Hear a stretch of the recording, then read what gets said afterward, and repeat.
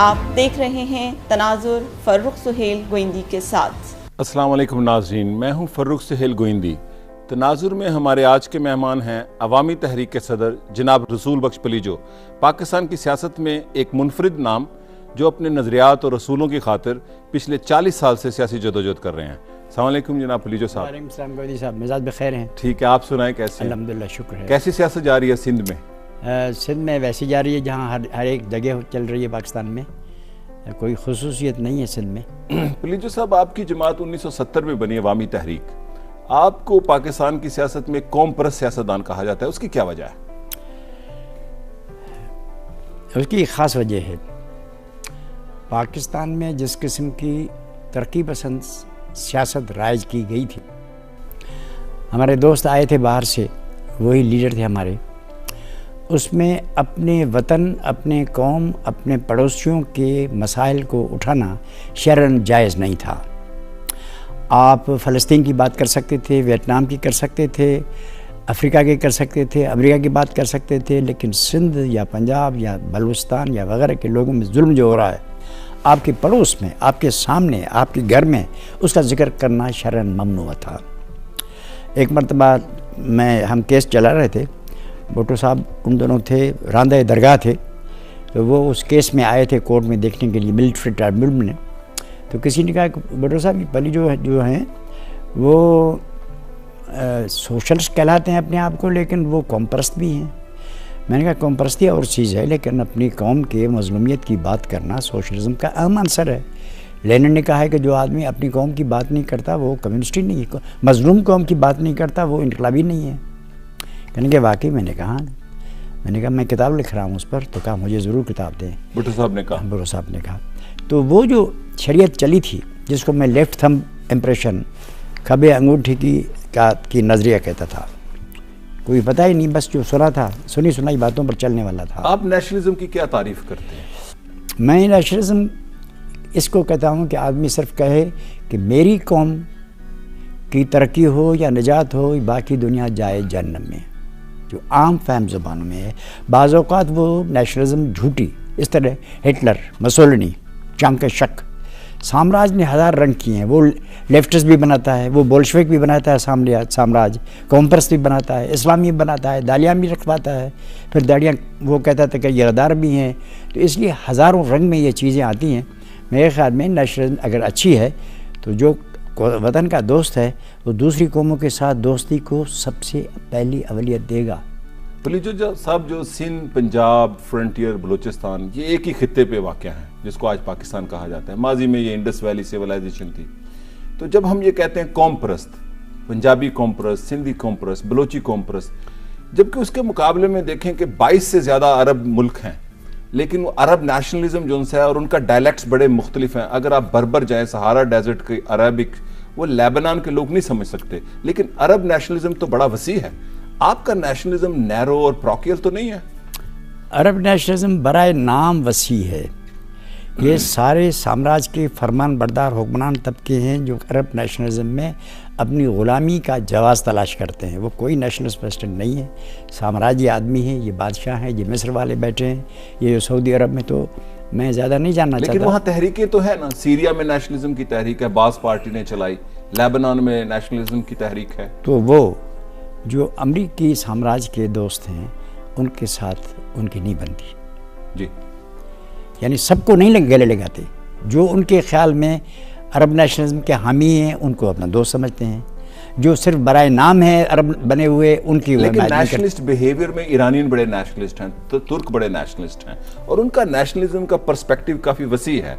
अब सिंधी ज़बान पंजाबी ज़बान से बड़ी करीब ज़बान है, और हमारे जो तारीखी रिश्ते हैं इस खत्ते के वो जुड़े हुए हैं।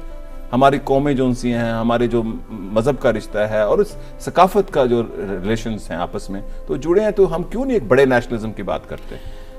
हम तो ये नेशनलिज्म करते हैं कि सारी दुनिया के इंसान एक हैं। सबसे बड़ी नेशनलिज्म ये है कि बनी आदम आज़ाए यक दीगरंद। फिर बड़ी है कि तीसरी दुनिया के सारे मज़लूम आदमी, हिंदू, मुसलमान, अरब, ईसाई, चीनी, सब भाई हैं। फिर हम मुसलमान सब भाई हैं, इंसानियत का जो सबसे है। तो ये तो हम दूसरी लेवल पे बात कर रहे हैं। पाकिस्तान के अंदर यही होना चाहिए जो नहीं होने दिया जाता। ये नारे लगाते हैं हम एक हैं, लेकिन करते क्या हैं वो आपको मालूम है। इन चीज़ों को अगर कोशिश करते तो 60 साल में, इसमें बुराई नहीं है। मैं तो कहता हूँ कि सारी ज़ुबानों को कौमी ज़ुबानें आप बनाएं, जैसे इंडिया में किया गया है, जो इस खित्ते की ज़ुबानें हैं। इन चीज़ों को कबूल न करने ने ये अलहदगी पैदा की है। अब बलूचिस्तान में आदि हैं, वो मरे जा रहे हैं, हम इधर बैठे हैं मज़े से, तो वो दहशत गर्दों के हवाले हो गए हैं, सियासत वहाँ दहशत गर्दों ही कर रहे हैं। ये क्यों नहीं होगा अगर आप लोग और हम लोग उनकी मदद नहीं करेंगे।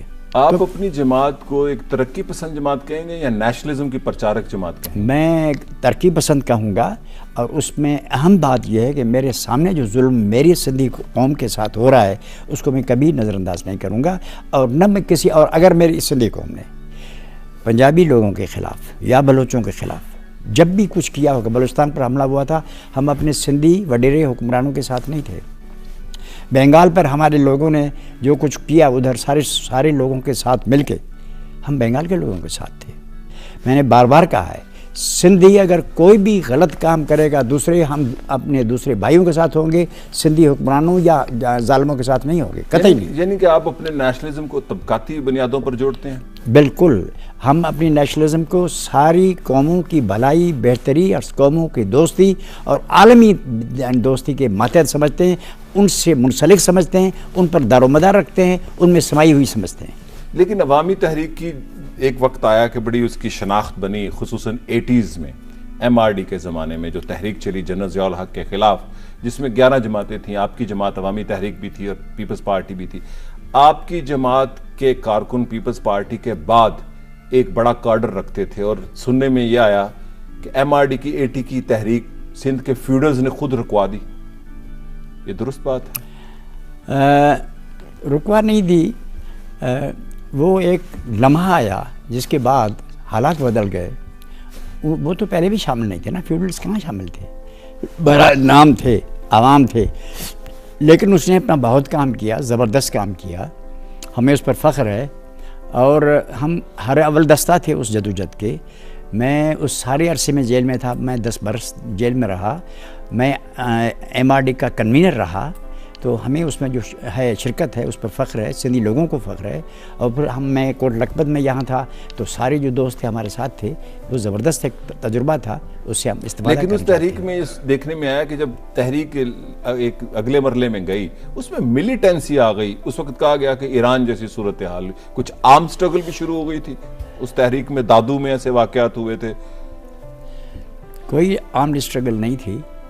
ये लोग लोगों पर हमला करते थे, लोगों को मारते थे, तो वो रेजिस्ट करते थे। अब आगे हम जहाँ बैठे हैं बात करो, आगे थप्पड़ मारेंगे तो हम थप्पड़ तो मारेंगे। आप अदम तशद्दुद पर यकीन रखते हैं? अदम तशद्दुद को हम माता देवी माता करके पूछते नहीं हैं। हम समझते हैं कि generally so far as the circumstances allow, हम पुरअमन जमहूरी जदोजहद के कायल हैं। लेकिन अगर हुक्मरान तबके, हम क्या भी कहें, अगर लोगों को पुरअमन जमहूरी जदोजहद के सारे रास्ते मसदूद करें तो हम क्या करेंगे? हम और आप कुछ भी चाहें, लेकिन क्या ये मुमकिन है कि फिर लोग चुप करके बैठ जाएंगे? हुजूर के ज़माने में जो अदम तशद्दुद था कि लोग आते थे, हुजूर नमाज़ पढ़ते थे, ऊपर से पता नहीं वो क्या उजरियाँ रख देते थे, लेकिन जब रास्ते सब बंद हो गए तो फिर आप जानते हैं कि जब तंगायत फिर मदनी दौर शुरू हो गया। आपकी जमात सिंध के अंदर बड़ी एक असर रखती थी, क्या वजह, क्या वो कम सुकड़ क्यों गई है? हम समझते हैं कि जितना हमारा आज असर है इससे पहले कभी नहीं था। हम सिंध के रूह, उसके बुनियादी मफादात, हम सिर्फ ये नहीं कहते कि इलेक्शन की सीटों में हम कितने हैं, हमें सीट। आप इलेक्शन पे यकीन तो रखते हैं? हम यकीन रखते हैं कि जब हालात साजगार होंगे, जब आवाम को ये मौका होगा। मसलन देख रहे हैं, भुट्टो साहब अक्सरियत के नुमाइंदे थे, फांसी भी लटका दिया। नवाज शरीफ साहब हेवी मैंडेट लेके आए थे, उनका जो हशर हुआ हेवी मैंडेट के, जब उनको सूट करता है, जो चाहे खिरद का नाम जुनू का खिरद रख दिया, जो तुम्हारे हुस्न साज करे, जो चाहे तेरा हुस्न करिश्मा साज करे। तो जब आकाओं को हमारे यहाँ मैंडेट पसंद आएगा तो मैंडेट होगा, नहीं होगा तो नहीं होगा। लीजिए साहब, आप आपने अपनी जमात की तंजीम जो सी पंजाब या दूसरे सूबों में बनाई है? हम बना रहे हैं। हमारा जो यहाँ साथी थे, बड़े इत्तेहादी हमारे थे, ये जो रूस का जवाल आया, सोवियत यूनियन का, तो वो जो जवाल आया उसके बाद एक इंतहाई अबतरी का आलम, मायूसी का आलम बहुत था। तो हम इस सारा वक्त सिंध के अंदर इस मायूसी को दूर करने में लगे हुए थे। बहमदुल्लाह के हमने इस तरह से अपनी तंजीम को कायम रखा। लोग तो ताइब तोबा ताइब होकर ने बड़े बड़े ज़बरदस्त आदमी थे जो या जिन पर सूरज उतरता था वो सब तोबा ताइब हो गए। सिंध में ऐसा नहीं हुआ। अवामी तहरीर ने कभी भी हार नहीं मानी, शिकस्त नहीं कबूल की, वो नज़रियाती जदोजहद जारी रखी। हम आज भी हमारा अलम बैनुल अक़वामियत का, इनकलाब का, तबकाती जदोजहद का, मज़दूर और मेहनत कश तबके के सरबराही और की हुक्मरानी करने के हक़ के हिफाजत के लिए आज भी हम जदोजहद कर रहे हैं। तो हम पंजाब में काम कर रहे हैं और उसके नताज इंशाल्लाह अच्छा होंगे, सारे सूबों में करेंगे। पीलीजू साहब, ज़ियाउल हक़ का मार्शल लॉ में सिंध कार्ड बड़ा इस्तेमाल किया गया और ऐसे हालात पैदा किए गए कि कुछ कौम परस्तों को ज़ियाउल हक़ के ज़माने में जो उनको स्पॉन्सर किया गया और उसके साथ कुछ एक नया पॉलिटिक्स में फैक्टर आया जो महाजर फैक्टर था। आप उसको किस तनाजुर में देखते हैं? देखें जी, ये जो हमारे हुक्मरान हैं बेचारे, ये तो हैं कठपुतलियाँ। उधर से ऊपर से जो हुक्म होता है वो बेचारे करें, हुक्म हाकम होता है। तो हम कभी मुल्ला बन जाते हैं, रूस के साथ लड़ रहे हैं, कभी रांदे दरगाह हैं, कब हमारा वो दाढ़ी रखना गुनाह हो जाता है, दाढ़ी रखता है तो उसको पकड़ लो और बाउंड्री ले लो। उस तरह से अमेरिका बहादुर से हम सुन्नी भी हैं, हम शिया भी हैं, हम कौम परस्त भी हैं, हम लेकिन बोल्शेविक भी हैं। जो चाहें सो आप करें। इसलिए आप सिर्फ ये नहीं कह सकते कि सिंध में ये मामला था, ये तो सारे में। मसलन यहाँ लोग मुझे कह रहे थे कि बलूचिस्तान में ये जो दहशतगर्द हैं उनके साथ इत्तेहाद हो रहे हैं और अंदर दहशतगर्दों को छुपाए रखे बैठे हैं। तो ये हर जगह यही करते हैं, लोग नहीं करते। अगर मुझे कौम परस्त बना देंगे, इतना बड़ा पगड़ बांध के मेरे सर पे रख लेंगे, ये भी उनका किया धरा होगा। जिसको करना चाहेंगे वो करते रहेंगे। लेकिन ये सिंध कार्ड की क्या हकीकत है? सिंध कार्ड नामी कोई बस पार्टी को कमजोर करने के लिए नहीं है। सिंध कार्ड नामी कोई भी चीज़ नहीं है, एब्सोल्युटली नॉट। पीपल पार्टी को कमज़ोर करने का सवाल ही नहीं होता। पीपल पार्टी अगर अपने आप को कमज़ोर न करे तो दुनिया की कोई ताकत उन्हें कमज़ोर नहीं कर सकती। जो आदमी जिस इलाके का है उसके साथ वफादारी करे, पाकिस्तान के, और इसको कंसिस्टेंट बनाए, पाकिस्तान के साथ वफादारी की, साम्राज्य के चुंगल से निकल जाए, अपनी कौम का काम करे जितना उसका हक है। मसलन मैं हूँ वकील हूँ, तो मैं चाहूँ कि मैं बादशाही बन जाऊँ। मैं एक तलके में रह रहा हूँ, मैं कहता हूँ सारी दुनिया का मुझे दो। तो मैं अगर अपने औकात और अपने हालात और अपने कौम के मसाइल को छोड़ के बहुत बड़ी कुर्सी पे बैठना चाहूँगा तो मुझे तो अपने कौम की कुछ कुर्बानी देनी होगी, मुझे तो उनको बेचना पड़ेगा, मुझे तो कुछ उनको देना पड़ेगा। अपने लोगों को नुकसान दे के बड़ी कुर्सी हासिल की जाती है, सारे दुनिया में ऐसा है। अगर आपको अपने हद से ज़्यादा बहुत बड़ी कुर्सी चाहिए तो उसके लिए अपने कौमों को बहुत छोटा करना पड़ेगा। लीजिए साहब, आपने तकरीबन 11 साल जेल काटी और ऐसे कई लोग हैं जिन्होंने एक दहाई जो सी जेलों में काट दी। और पाकिस्तान में अवामी हकूक़ की जद्दोजहद बड़ी शानदार है, जिसको कि यहाँ पे रूलिंग क्लासेस जो सी हैं उसको ऊपर नहीं आने देती। हमारे पड़ोस में नेपाल में भी 240 साल पुरानी बादशाहत और शहनशाहियत ख़त्म हो गई। क्या वजह है कि पाकिस्तान में एक अवामी जद्दोजहद ओरिजिनल जो से अवामी मुफादत है उसको अचीव क्यों नहीं कर सकी? जैसे नेपाल में देखे बादशाहत का खात्मा हुआ। नेपाल में बादशाहत का ख़ात्मा होना वहाँ के मखसूस हालात का नतीजा है। वो इतने मुतलक़िल अनान थे, रानाओं से लोग इतने बेजार थे और लोग तंग आमद ब जंग थे। पहाड़ी इलाका था, गोरिल्ला कार्रवाइयों के लिए मकतूल था। आपको पता है ऐसे इलाकों में और सहराओं में, जंगलों में लोग इसी तरह की कार्रवाई करते हैं। यहाँ ओपन खुला समाज है, न मरते हैं न जीने हैं, जमहूरियत भी है, साम्राज्य भी है, उलमाए कराम भी हैं, कौम परस्त भी हैं, आज़ाद भी है। अब इसमें सब कुछ है, खेल दा खेल, तमाशा दा तमाशा, गोली दी गोली, मठियाई दी मठियाई, हर चीज़ है। अब पता ही नहीं चल रहा है कि गाड़ी आगे जा रही है पीछे जा रही है, कोई सिम्त नहीं है हमारी पॉलिटिक्स की। नहीं है, पता ही नहीं। अब कहें क्या हो रहा है, मुझे किसी ने कहा कि ये पानी का मसला है ना, ये उठा के जजों को घर बिठाने के लिए इस्तेमाल किया जाएगा, कि जजों को रखना ही नहीं है। अब क्या कहें, हज़ारों थेरीज हैं तो लोगों का यानी बिल्कुल मुसीबत पड़ जाती है। साम्राज्य जब अपने ज़बरदस्त जलवे दिखाता है तो आम आदमी आगे नहीं बढ़ता। लेकिन आज हालत बेहतर हो रहे हैं। मुझे खुशी है कि जजों ने और ख़ुसूसन हमारे चीफ जस्टिस साहब ने एक रोशनी के मीनार का काम किया है। वकीलों ने हैरत अंगेज़ काम किया है, जो अच्छे भी है उसमें गड़बड़ भी है। मीडिया ज़बरदस्त, यानी यकीन माने सिर्फ आज के दौर में मुझे फ़ख्र हो रहा है कि मैं इस मुल्क का बाशिंदा हूँ। हमें वैसे शर्मसार है भाई, एक आदमी खड़ा हो जाता है सारी कुव्वतों के खिलाफ। एक आदमी, आपने जनरल मुनीर साहब को देखा, फिर जो जस्टिस आए उनको देखा, मैं तो वकील हूँ, मुझे पता है क्या हो रहा था। एक आदमी खड़ा हो रहा है, कुछ भी नहीं, एक चौधरी है, न शायरी करता है, न इफ्तार करता है, न जम करता है, न फ़खत करता है, न तकरीरें करता है, पता नहीं तकरीरें लंबी करना जानता भी है। तो खड़ा हो गया, बिल्कुल पंजाबी जट की तरह खड़ा हो गया, तो खड़ा हो गया, बस दैट्स ऑल। हटता ही नहीं, मतलब आप समझते हैं गर्दन झुकाता ही नहीं। तब का पाकिस्तान के अवाम आज एक आज़ाद फ़ज़ा में खड़े हैं अपने हकूक़ की जदोजहद। मैं समझता हूँ कि हर जबर के बावजूद हमारी गर्दनें ऊंची हैं। हमारे सहाफ़ियों, हमारे मीडिया मैन ने जुर्रत जो दिखाई है, हमारे वकीलों ने जो, हमारे आम पब्लिक ने, आम औरतों, सियासी कारकुनों ने, सियासी कारकुन ने, सुभान अल्लाह। तो आज हमारी गर्दनें ऊंचे, पेट भूखे हैं, तबाही के किनारे पे हैं। सिंध में पानी नहीं है, क्यों नहीं है? में तो सेम है हर तरफ पानी। यहाँ और चीज़ें, वहाँ पीने के पानी के लिए आपको गांव में 40-50 रुपए चाहिए। यहाँ भी लगता है अगर आप चले जाएं बारानी इलाकों में, चकवाल में, ईसा खेल में, मियांवाली में, ज़रूर होगा, लेकिन वहाँ की हालत ये और है। आप मेरे साथ चले, मैं आपको दावत देता हूँ, आप सिंध में चल के बदीन, ठट्टा, मीरपुर खास, ये जो इलाके हैं, आप इनको देखें। मुझे रात को नींद नहीं आती, मैं उठ खड़ा होता हूँ कि क्या होगा, अभी से लोग मरना शुरू कर देंगे। There is a real danger कि लोग मरना शुरू कर देंगे। तो हुक्मरान तो बड़ी बड़ी बातों में मसरूफ़ होते हैं ना, उनके बड़े काम हुए हैं। हम छोटे आदमी हैं, छोटी चीज़ें देखते हैं। मौत है लोगों के सामने, कुछ नहीं, कैसे बच्चों को क्या खिलाएंगे? बच्चे खेलें, आटा है नहीं ना, क्या होगा? तो एक क़यामत है, क़यामत का दिन जो होता है ना, वो क़यामत का दिन है।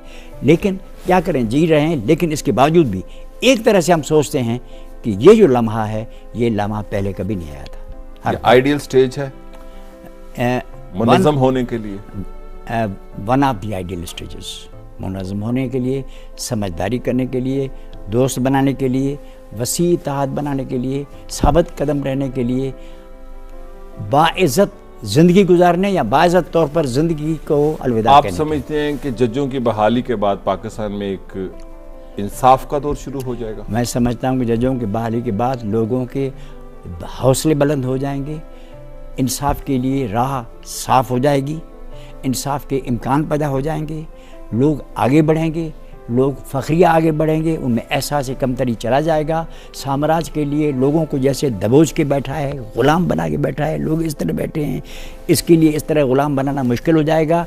लोग अगर आगे बढ़ना चाहेंगे तो रुकावटें बहुत कम हो जाएंगी।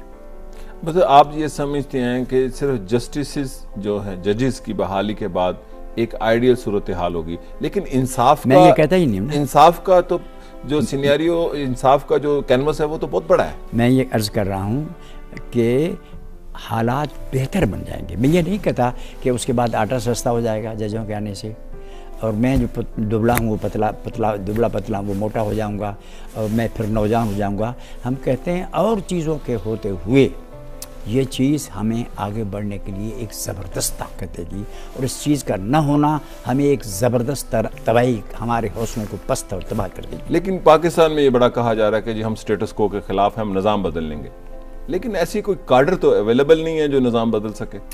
आपको यकीन है कि काडर के सिवा जो निज़ाम बदलना चाहते हैं उनको पता है कि कौन सा निज़ाम किस तरह बदला जाता है? यही तो मेरा सवाल है। Are you sure? मैं कहता हूँ ये बातें तो हम पहले से कर रहे हैं। कभी हम इस्लाम नाफिज कर रहे हैं, कभी दुनिया को फतह कर रहे हैं, कभी अफ़गानिस्तान में डेप्थ हासिल कर रहे हैं, कभी हिंदुस्तान में 1000 साल जंग कर रहे हैं। हम तो बहुत सारी बातें कर रहे हैं, बातों को छोड़े हैं, रियल फैक्ट्स क्या हैं। तो इसलिए ये नारेबाजी भी रहेगी, इसको आप कुछ नहीं कर सकते। ये फ्रीडम है ना लोगों को, हाँ, कह सकते हैं। नारेबाजी होती चली जाएगी। हमें कुछ अकल आना चाहिए कि क्या रियलिस्टिक है। मैं कहता हूँ ज़रूरी है कि सब इत्तेहाद को मजबूत करें, जजों को फिर बहाल करें, अवामी इत्तेहाद, मेहनत कशों का इत्तेहाद, उसको मजबूत करें। सूबों के अवाम का इत्तेहाद, ज़रूर सूबों के अवाम, एब्सोल्युटली उसका इत्तेहाद करें, और अपने इत्तेहाद को अपने मुसलमान सारी दुनिया के भाइयों के साथ, और तीसरी दुनिया के सारे अवाम के साथ, और सारी दुनिया के आगे बढ़ने के लिए जदोजहद करने वाले अवाम के साथ रफ्ता रफ्ता और कोशिश करके हम वसीतर करें। आज दुनिया इतनी बड़ी नहीं है, ये सब कुछ हो सकता है अगर हम ये करना चाहें, और तरक्की पसंद ख्यालों को दें, अच्छी किताबें, अच्छा लिटरेचर, अच्छा माहौल दें लोगों को। यहाँ बिल्कुल अंधेरा छाया हुआ है, उसको आगे करें, सारी दुनिया के ख्यालात से अच्छे ख्यालात से आगे करें, एक दूसरे के पास आएँ जाएँ। मैं पंजाब के रोशन ख्याल दोस्तों को दावत देता हूँ, वो सिंध में आएँ, हमारे मेहमान रहें, हम उनको सारा सिंध दिखाएंगे, उनको मौका देंगे कि अपने ख्यालात पेश करें, यहाँ हमें बुलाएंगे, हम हाजिर हो जाएंगे। Let us have a United front of all the people जो चाहते हैं कि पाकिस्तान को एक बेहतर, एक शानदार, साम्राज्य से आज़ाद, बर्बरियत से आज़ाद, फौजी आमरीत से, हर किस्म की आमरीत से आज़ाद, एक जमहूरी पुरअमन मुल्क और आगे बढ़ने वाला मुल्क बनाने के लिए सब हाथ से हाथ, कंधे से कंधा मिलाकर आगे बढ़े। लीजिए साहब, आप पाकिस्तान के उन सियासी रहनुमाओं में हैं जिन्होंने कालाबाग डैम को शुरू दिन से इख्तलाफ किया उसकी तामीर पर। उसकी क्या वजह है? वो क्यों नहीं दुरुस्त सिंध के लिए या फ्रंटियर के लिए, जबकि पंजाब के लोग समझते हैं कि वो ज़रूरी है यहाँ के आपाशी निज़ाम के लिए? पंजाब के लोग समझते नहीं हैं, उनके पास प्रोपेगेंडा किया गया है। एक हिटलर का होता था ना, वो कहता था जितनी मरतबा आप लोगों को दोहराएंगे वो उनको पता चले। ये मेरी किताब है, मैंने जिनको दी है। ये कालाबाग डैम के ऊपर है? कालाबाग डैम है, सिंध पंजाब वाटर डिस्प्यूट 1859 जी। ये उर्दू में तर्जुमा होनी चाहिए। ये क्यों आप इख्तलाफ करते हैं कालाबाग, उसकी क्या वजह है? सिंह मसला कालाबाग डैम का नहीं है जी। ये मसला 1859 में शुरू हुआ है। आलमी कानून है कि जब एक दरिया में एक से ज़ायद सूबे या एक से ज़ायद मुल्क फ़ायदा ले रहे हों तो एक को बड़ा जो पहले आता है उसको कहते हैं अपर रिपेरियन, जो नीचे होता है उसको कहते हैं लोअर रिपेरियन, यानी ऊपरी बालाई हिस्से वाला उसमें शरीक और छोटे वाला। इसके मुतालिक आपस में लड़ पड़ेंगे, जो बाला हिस्से में होगा वो तो पानी सारा ले जाएगा। इसलिए इस पर कानून है, बैनुल अक़वामी कानून है, इस्लामी कानून है, पाकिस्तानी कानून है कि अपर हिस्से वाला छोटे के जो छोटा क्या जो नीचे है उसके हिस्से का पानी नहीं लेगा। ये कानून है जी, इंटरनेशनल है, रोमन ज़माने से लेके जी। 1859 से यहाँ पानी लेना शुरू किया गया। हमारे जो दरिया आते हैं उनमें 3 आते हैं इंडिया से, 2 आते हैं जम्मू और कश्मीर से जी जी। तीनों जाके पंजनद में, सब 5 दरिया जो हैं वो पंजनद में सिंधु दरिया में मिलते हैं, पंजाब के अंदर। तो हम इसमें आधे के हिस्सेदार हैं अंडर द इंटरनेशनल लॉ। हमेशा सारे पानी के आधे हिस्सेदार, आधे हिस्से का अंडर द इंटरनेशनल लॉ सारी जगह पर। इस सारी नदियों का पानी पंजनद में आता है, वो हमें मिलता है, हम उसका हिस्सा ले रहे थे। अब हो गया, ये लॉ है। 1859 में पहली मरतबा यहाँ बालाई हिस्सेदार ने हमारी इजाज़त के बगैर दरियाओं के पानी में से कैनाल निकालने शुरू किए। ऊपर के लोगों ने हमने उन दोनों सिंध में भी तो बनी ना कैनाल, राइस कैनाल जो सी थी लाड़काना वाली, वो भी तो बनी ना। देखें वहाँ से जो पानी आया ना, जो हमें मिला, उसमें से हमने कैनाल निकाला, यानी ऊपर वाले ने अपना हिस्सा ले लिया।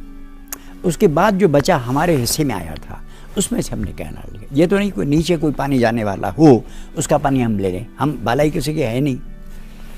तो बॉम्बे था, बॉम्बे को ख्याल ज़्यादा नहीं था, हमारे और भाई थे उनको सिंध का ख्याल नहीं था, हम तो उसमें एक हिस्सा थे खाम खा। लेकिन बहरहाल शिकायत की गई। 1909 में cotton committee government of India ने बनाई कि भाई इसको मना करो, ये पानी हमारा ले जा रहा है। उसने मना की। 1901 में गवर्नमेंट ऑफ इंडिया ने एक इरिगेशन कमीशन बनाई कि पानी के मामले का मसला बालाई तरह होना चाहिए, और बिलाखिर फैसला हुआ कि वाइसरा ही इस मसले का हल करेगा कि एक सूबा दूसरे का पानी लेता है, किस तरह लेता है। 1933 में फिर एंडरसन कमेटी बनाई गई जिसका सरबराह यूपी वाला था। 1945 में कलकत्ता हाई कोर्ट का जज राव वो बनाया गया था। ये उसूल कि बालाई हिस्से वाले को पानी निचले वाले का नहीं लेना चाहिए उसकी इजाज़त बगैर, इसको चौधरी मोहम्मद अली ने अपनी किताब जो इमरजेंसी ऑफ पाकिस्तान है उसमें भी उसको कबूल किया कि ये बैनुल अक़वामी उसूल है। इसकी खिलाफ वर्जी की गई। बहरहाल 1945 में फैसला हो गया, चलो जी इताअत हो गया, एग्रीमेंट बैक में। इसमें सारी मैंने जो है सारे तफसील दिए ए टू जेड। लेकिन फिर कहा कि नहीं हमें मंजूर नहीं है। उसका सारा रिकॉर्ड दिया कि भाई साहब उन्होंने लिखा है कि हम मंजूर हैं, हम साथ हैं। हो गया, पाकिस्तान आ गया। अब शुरू हो गया चक्कर, नई गवर्नमेंट आ गई 47 के बाद। 47 में हिंदुस्तान और पाकिस्तान के दरमियान पानी का फैसला करने के लिए कमेटी बी नंबर मुकर गई। असेट्स के तकसीम के लिए जो मुश्तरका असासे थे उनके असासों की तकसीम के लिए कमेटी बनाई गई। जी जी। पानी का मसला उसके हवाले किया गया। फिर कहा गया कि इस कमेटी का जो फैसला होगा उसके से जो नाराज़ होगा वो ट्राइब्यूनल के पास जाएगा। उस ट्राइब्यूनल का सदर था पाकिस्तान का, हिंदुस्तान का, मुश्तरका हिंदुस्तान का chief justice of India mister Spence. Arbitral tribunal उसको कहते थे। उसके पास मामला गया, इख्तलाफ। अब उसमें क्या हुआ कि पाकिस्तान की पहली गवर्नमेंट ने उसमें सिंध का नुमाइंदा कोई शामिल नहीं किया। बाकी सूबों के किए, पंजाब किसी के नहीं, दूसरे नहीं थे ना, पंजाब था। सारे दरियाओं का मसाला हिंदुस्तान के साथ फैसल करने के लिए मगरबी पंजाब को दे दिया। ये मैंने लिखा है, सारी दुनिया के कवानीन के हिसाब से फैसला कल अदम था, ऑडी ऑल्ट्रम पार्टम।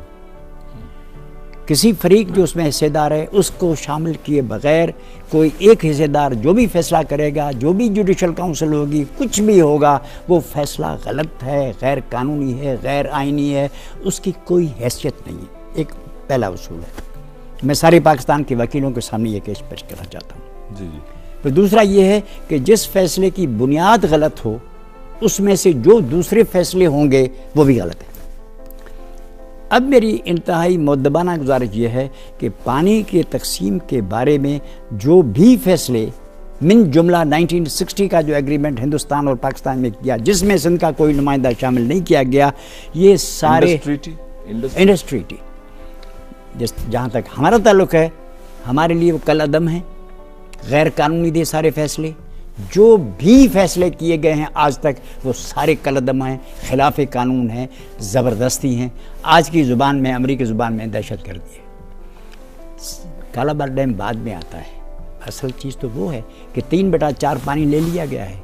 ये जो आप जो दरिया हैं, जिसको हम, ये जो कैनाल्स हैं जिसको हम कहते हैं डेकोइट कैनाल, डाके ज़नी कैनाल, इसके बदलो अयूब ने कहा कि पानी फजूल चला जाएगा, फ्लड का ज़माना होगा, ये फ्लड वाटर्स हैं, अगर हम इसको काम में ले आएँ तो लिया।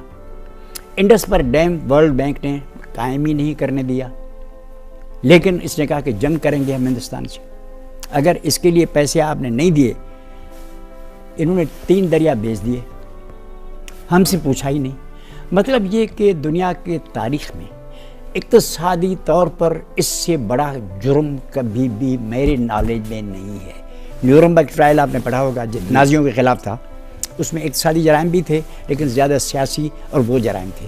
इसके लिए भी एक न्यूरम्बर्ग ट्रायल होना चाहिए कि इंटरनेशनल कोर्ट पानी का। लेकिन आज की हुकूमत ने तो कालाबाग डैम को आते साथ जो सर वो कैंसिल कर दिया इस प्रोजेक्ट को। आपने उसकी सपोर्ट की है? इससे मैं सपोर्ट करता हूँ, मैं इनको मुबारकबाद देता हूँ। किसी ने ताना दिया साहब ने कि ये भुट्टो साहब ने नहीं किया, फलाने ने नहीं किया, मैंने कहा करना चाहिए था, बहुत सारा करना चाहिए था। वो तो मार्शल आर्ट एडमिनिस्ट्रेटर थे। हम सिर्फ कालाबाग डैम की बात नहीं कर रहे हैं। मैं आपके तवज्जुह से सारे पाकिस्तान के इंसाफ पसंद आदमों से दस्तबस्ता इल्तिजा करता हूँ, वकला से, जमहूरी क़ुव्वतों से, कि मेहरबानी करके बैनुल-अक़वामी लोगों को जमा करके पानी का हमेशा के लिए फ़ैसला करा दें। जो फ़ैसला 1859 से चला आ रहा है, हमारा 2/3 पानी उधर है। आप पाकिस्तान में पानी एक बहुत बड़ा मसला समझते हैं? मैं सिंध तो ख़त्म हो जाएगा, लेकिन सिंध में तो देखा सेम बहुत है, उसकी क्या रीजंस हैं? हमारे कई दूसरे दोस्त आर्गूमेंट देते हैं कि पानी ज़ाया होता है सारा, और सेम है और समुद्र में जाके गिरता है। सही, वो तो है ना। जो पता है, आपको पता नहीं है कि सारे मुसलमान जो हैं वो दहशतगर्द है? आपको ये पता नहीं है? सारी दुनिया को पता है। यूरोप से पूछें, किसी यूरोपी से पूछें, जिसकी दाढ़ी है वो दहशतगर्द है। तो सिंध में भी इसी तरह है कि जी सिंध का पानी तो दरिया में, समंदर में जाता है। सिंध तो पानी पीते ही नहीं, ज़मीन में इस्तेमाल ही कर, सब समंदर में छोड़ देते हैं। सिंधी ऐसे ही बदमाशी करके छोड़ देते हैं। तो ये तो वही हुआ ना कि पाकिस्तान सारा दिन अपने एटम बम बेच रहा है, पता नहीं क्या कर रहा है, अमेरिका ख़तरे में है, बुश नहीं आएगा तो दुनिया तबाह हो जाएगी। इराक़ में बड़े बड़े वेपन्स थे, अगर इराक़ पर हमला न होता तो ये सारा हो जाता। ये तो आप सारी आलमी प्रोपेगेंडा जानते हैं, यहाँ भी वही भाई कर रहे हैं। इधर पाना सब दरियाब चला जाता है, फलाना होता है, फलाना दरियाब चला जाता है, फलाना होता है, फलाना होता है। लीजिए साहब, आपने नेशनलिज्म की और आज़ादी की तहरीकों की बात की। हमारे पड़ोस में कश्मीरी पिछले 20 साल से एक तहरीक में शामिल है और 80,000 से ज़्यादा लोग शहीद हो चुके हैं। जब आप जोड़ते हैं आज़ादी की और कौमी तहरीकों को, तो आप क्यों नहीं उन लोगों की सपोर्ट करते, एक सिंधी कौमप्रस्त होने के नाते, जहां पर वायलेंस हो रहा है, स्टेट वायलेंस हो रहा है? जनाब, मैं कौमप्रस्त हूँ ही नहीं, लेकिन हमसे ज़्यादा कश्मीरी अवाम के हक़ के खुद मुख्तारी का कौन हमदर्द होगा। उसके साथ साथ मैं बताता हूँ कि मुझे सब पता है कि क्या हुआ है, मेरे पास सारा रिकॉर्ड है ना, मैं रिसर्चर हूँ। लेकिन आप एक लीडर भी है ना, आपका एक मौक़िफ़ भी तो होना चाहिए। मेरा मौक़िफ़ यह कि उनका फैसला होना चाहिए, उनके मर्जी के मुताबिक फैसला होना चाहिए। कश्मीरियों की कश्मीरी बिल्कुल, मैं हिंदुस्तान का दोस्त हूँ, मैं सारे दुनिया के अवाम का दोस्त हूँ, मैं उनका भी मशवरा देता हूँ। हिंदुस्तान का दोस्त या वहाँ के अवाम का दोस्त? नेचुरली हिंदुस्तान से मुराद हमारी वही है। लेकिन हिंदुस्तान जहाँ पे रियासती दहशतगर्दी खिलाफ है, उसके खिलाफ है। जब हम अपनी मुल्क में ज्यादती बर्दाश्त नहीं करते तो उनकी कैसे करेंगे? हम कहते हैं कि हिंदुस्तान के हुक्मरान तबका अकल से पैदल है, उनको कश्मीर के मसले की वजह से बहुत नुकसान पहुंच रहा है। कितनी आर्मी वो वहाँ रखना है, मैं उनके मफाद के लिए कहता हूँ जी। मैंने कहा कि अगर आप ये सारा बॉर्डर खुल जाए, आपको इक्तिसादी फवायद क्या पहुंचेंगे, लेकिन कश्मीरियों का मसला तो हल होना चाहिए ना। मैं कहता हूँ उसके बगैर तो होगा नहीं ना। कश्मीरियों के मसले के बगैर सारी रिकंसिलेशन फजूल है। साउथ एशिया में absolutely nothing can be done जब तक कि इस मसले का पुरअमल। मैं नहीं कहता कि आप मेरी मर्जी से करें, लेकिन ऐसा जो सबके लिए काबिल कबूल, जो कश्मीरियों को काबिल कबूल हो, बाशऊर समझदार, अपने मफादों से पूरी तरह आगाह कश्मीरियों को। आप कश्मीरियों को कोई कहानी बताना है तो वो और चीज़ है, लेकिन कश्मीरी जो बाशऊर हैं, समझदार हों, उन लोग पता हो कि हालात क्या हैं, उनमें उनके लिए बेहतरीन ऑप्शन क्या है, उसके राय के मुताबिक फैसले के बगैर कोई भी रिकंसिलेशन बेमाना होगी, आगे नहीं बढ़ेगी। और अब आपने बात की कि आप पड़ोसियों से अच्छे ताल्लुकात चाहते हैं, तो अफगानिस्तान से कैसे ताल्लुकात चाहते हैं? बहुत अच्छे होने चाहिए। वहाँ पे तो नेटो फोर्सेस हैं और इंपीरियलिज्म की अपनी मुदाखलत है। जनाब मन, वो हमने ही किया ना, उसमें उनको तो इंपीरियलिज्म ने किया। मैं कहता हूँ वो अमून के रीगन साहब के बड़े ज़बरदस्त कह के उनने कहा, रीगन साहब ने फरमाया था कि हमारे जो आबा उजदाद हैं उस लेवल के हमारे ये गाजी हैं जो आपस में लड़ रहे हैं। 80s में जो 80s में लड़ रहे थे, वहाँ को जो निज़ाम था, मैं आता जाता था उधर, मैं देख रहा था। अफगानिस्तान अवामी नेशनल पार्टी का वहाँ सेक्रेटरी जनरल था, मैं सारी दुनिया में जाता था। जब मुझे रिहा किया गया 1986 में, तो मैं टूर करता था, तकरीरें करता था, मास्को में भी तकरीरें की, पंडित जवाहरलाल यूनिवर्सिटी में की, और काबुल में भी मैंने तकरीरें की, तो मैं जाता था। तो आज क्या हालत है उधर? उसका जिम्मेदार कौन है? हम हैं और वो भी हैं, साम्राज्य है। हम भी हैं कि हमने अपने आप को अमरीकी साम्राज्य के हवाले कर दिया, आज भी हम कर रहे हैं ना। आप गैर मुल्कों के पैसे पर बाउंटी लेके, इनाम लेके, अकराम लेके, ये कब से शुरू किया है? कैसे इज्जत होगी इसमें? आप खुदकुश हमलों के मुखालिफ? आमतौर पर मैं सख्त खिलाफ हूँ।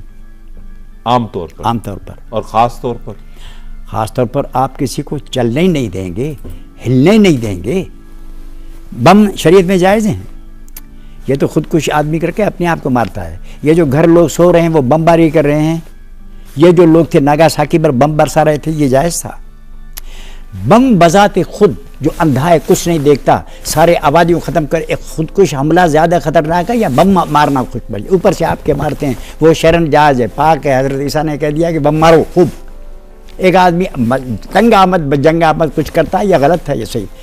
इसमें कौन सी बड़ाई हो गई कि ख़तर है? आप जाके अमेरिका भी हमला करते हैं तो गुनाह अज़ीम हो जाता है। हाय हाय हाय, तौबा तौबा तौबा तौबा। आज इराक में कितने आदमी मरे होंगे, अफगानिस्तान में कितने आदमी मरे होंगे? अफगानिस्तान में अमेरिकी फ़ौजें क्या कर रही हैं? कोई पूछा है इस गवर्नमेंट ने? जो इस्लामी है, दौलत इस्लामिया, फलाना मुमलकत फलाना। लेकिन कहते हैं ग्रेट गेम में तो ये भी है कि वो इंपीरियलिज्म अपनी आर्मी यहाँ भी लाएगा, ट्राइबल एरियाज में, और उसकी तैयारियां हो रही हैं। बिल्कुल होगा, लेकिन इसमें सख्त शिकस्त खाएंगे। आप मज़ाहमत करेंगे यहाँ की जमहूरी तहरीकें जो हैं? एब्सोल्युटली। मैं सिर्फ रहमत नहीं करूँगा, मैं कहता हूँ कि वाटरलू होगा अगर इन लोगों ने पाकिस्तान को भी इस तरह करके दिया। वो पहले ही फंसे हुए हैं, अफगानिस्तान फंसे हुए हैं, यहाँ अगर आगे दलदल में फंस गए, अमेरिका का जवाल होगा। वो जो अमेरिका और साम्राज्य का एक दौर आया था कि सारे मुल्क पर ये चढ़ गए, अब कोई नहीं हो सकता, वो लम्हा आया और तारीख़ी तौर पर चला भी गया। अब उनके नीचे आने का दौर है, ऊपर जाने का दौर नहीं है। पाकिस्तान वाटरलू होगा अगर साम्राज्य ने इस किस्म की कोई हरकत की तो। Will all resist, none of us will stay. सारे लोग रेजिस्ट करेंगे। हमारे लोग रफ्ता रफ्ता अपने औकात के मुताबिक अपने समझदार के बाद फंस जाएगा, साम्राज्य फंस जाएगा, निकल नहीं सकेगा। Absolutely not. एक दिन में नहीं आएंगे लश्कर करके चलो मारते हैं करते हैं, फंस जाएगा।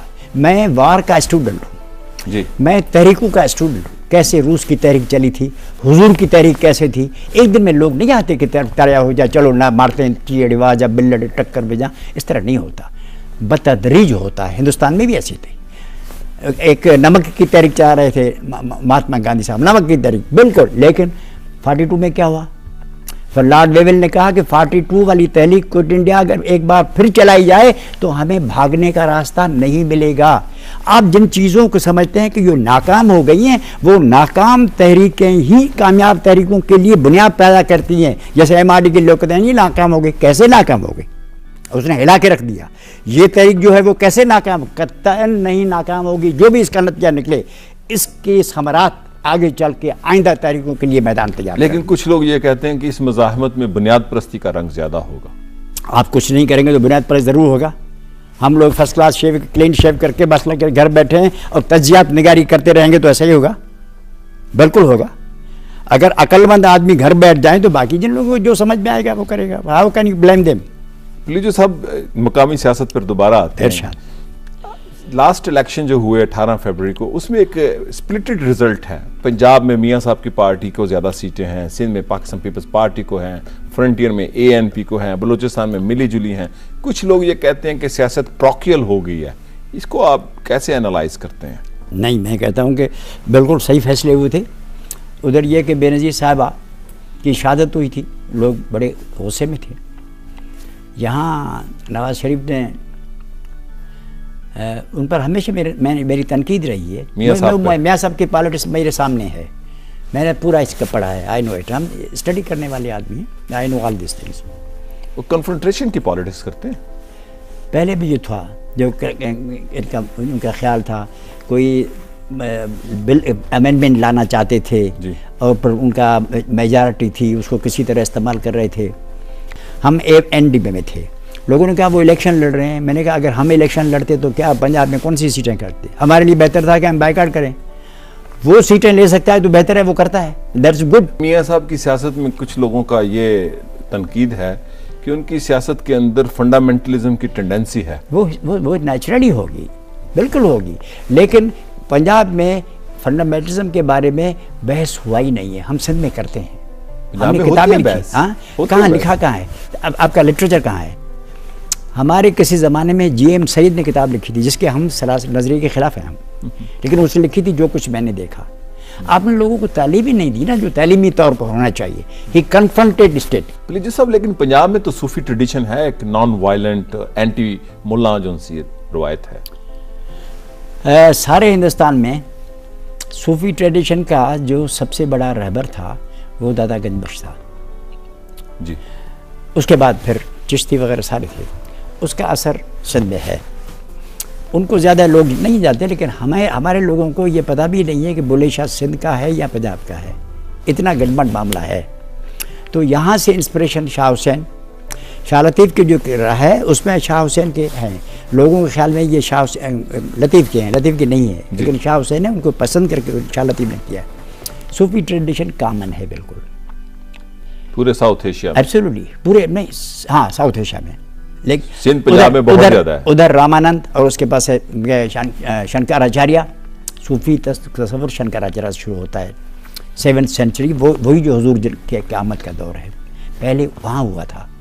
तसव्वुफ़ पहले हिंदुस्तान में था, इससे पहले यूनान में था, पैथागोरस वगैरह थे। इसके बाद ईसाई थे, यहूदी थे। लेकिन ईरानियों में भी तसव्वुफ़ की रवायत है। बाद में आई है।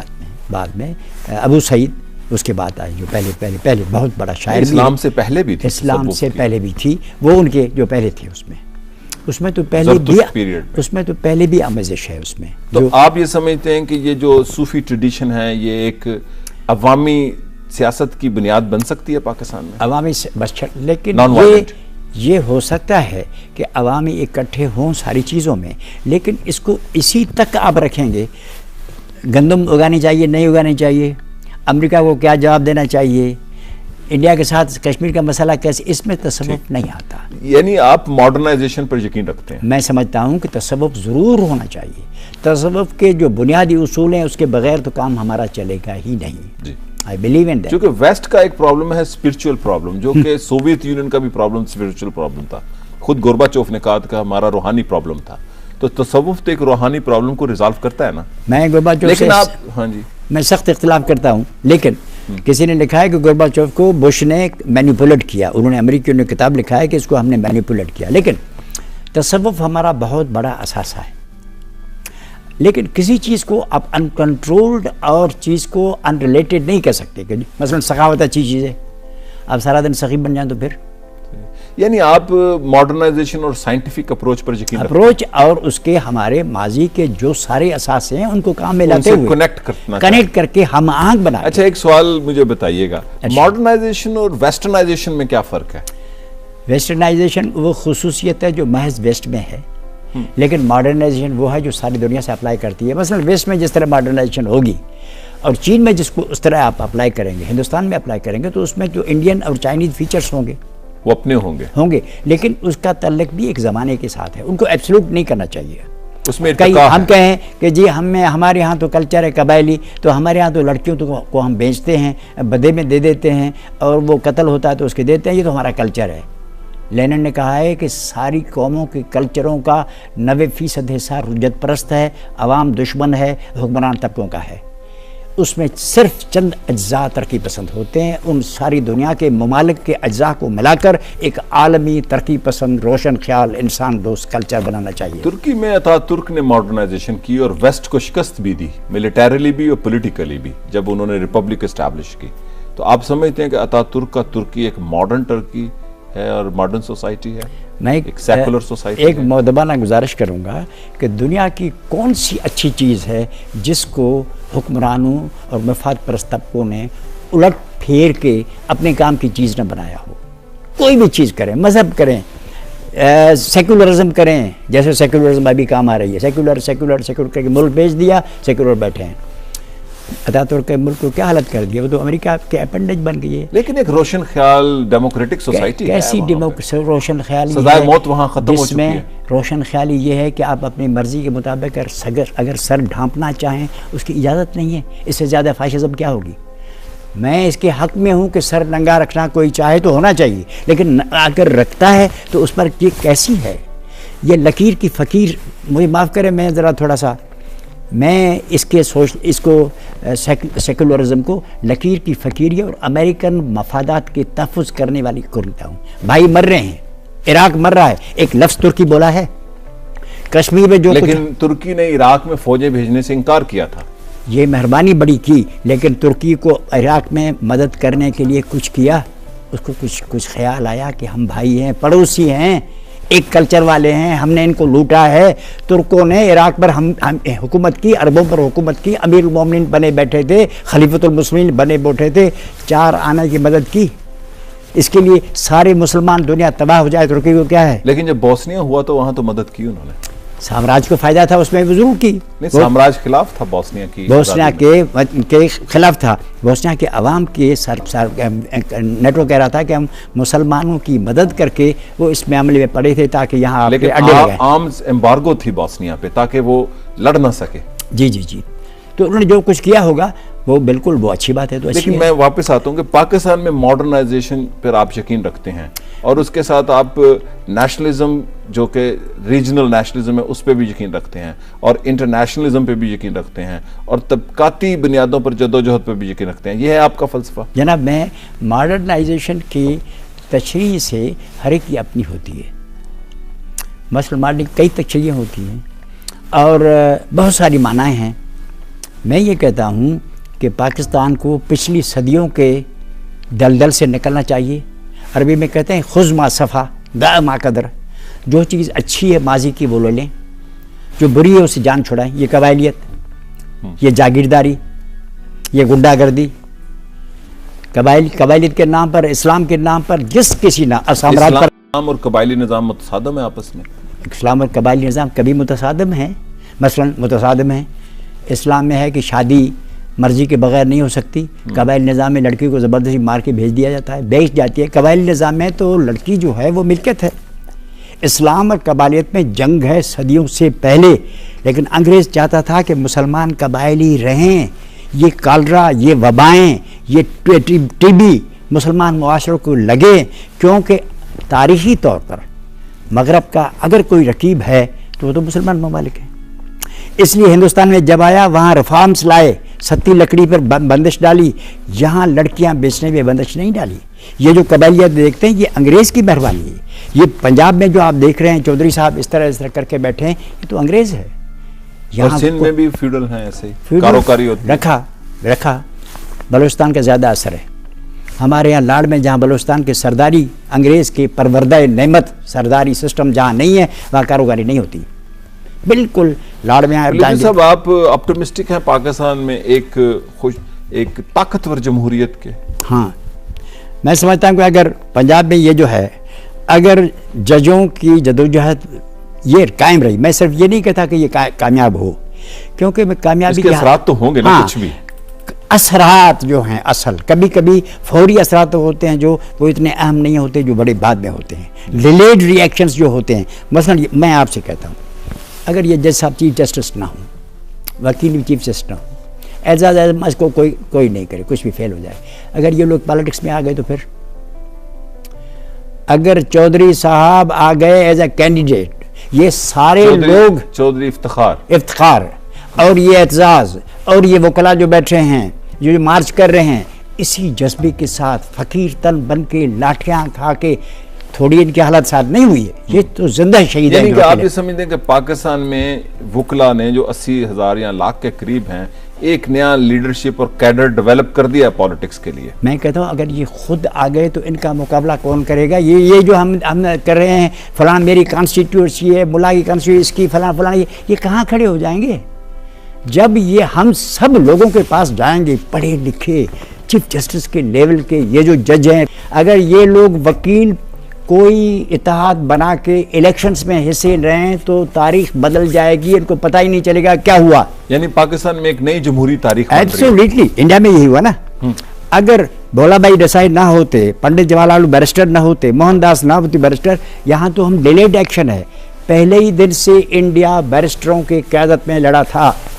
मोहम्मद अली मौलाना मोहम्मद अली अनपढ़ आदमी नहीं था, उसकी अंग्रेज़ी, अगर आप नाराज़ ना हो, उनकी अंग्रेज़ी मैंने देखा है जिन्ना साहब से भी बेहतर थी।